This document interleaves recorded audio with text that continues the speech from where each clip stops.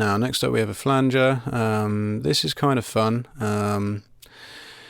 just because you can kind of stop it, and this is something you can do in Serum as well that I think I didn't really ever see many people doing, but I quite enjoy it. So if you drag this all the way down, this is the same as the LFOs, you can choose seconds, tempo and all the rest of it.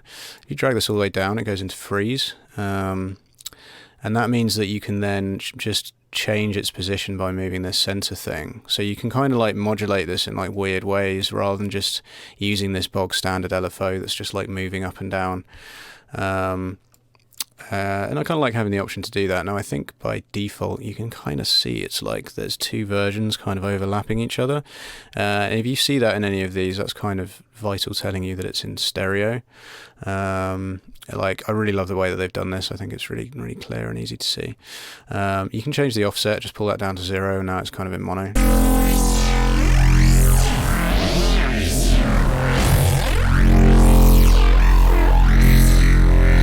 So that's kind of cool, and we can just chuck like, let's just put like a, grab one of these maybe. Let's grab the first one, put it on our center.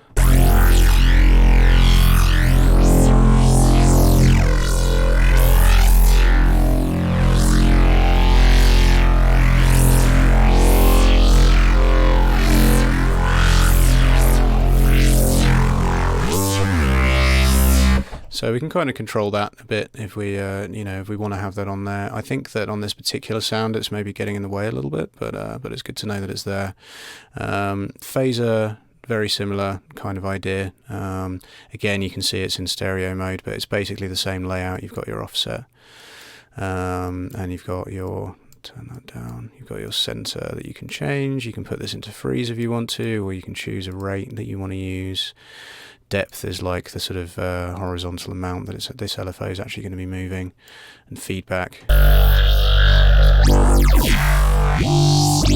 So if you want to get really crazy and make some kind of like mad effects kind of stuff, then this is like a good thing to be using.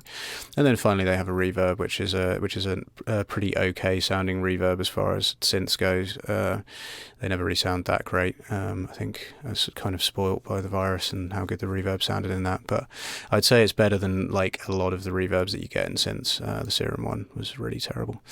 So yeah, that's good to know that that's there as well. Like, and you can automate things like the mix off of parameters if you wanted to. So we could maybe just have it coming in and out.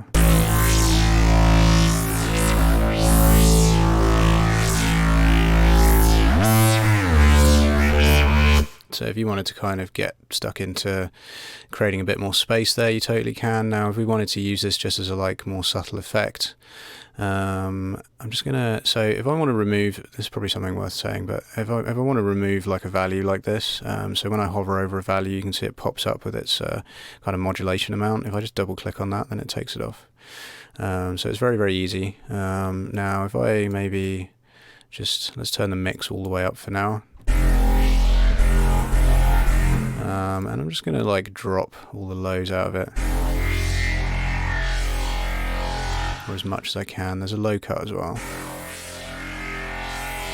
Cool, and I'm going to drop some of the highs as well. So we're just kind of focused in the middle somewhere.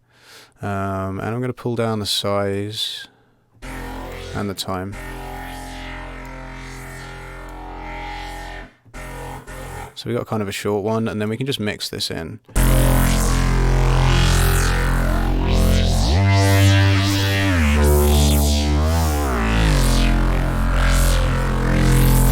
Yeah, so it just gives us a little bit of space. Now if we wanted to, we could put that maybe before the compressor,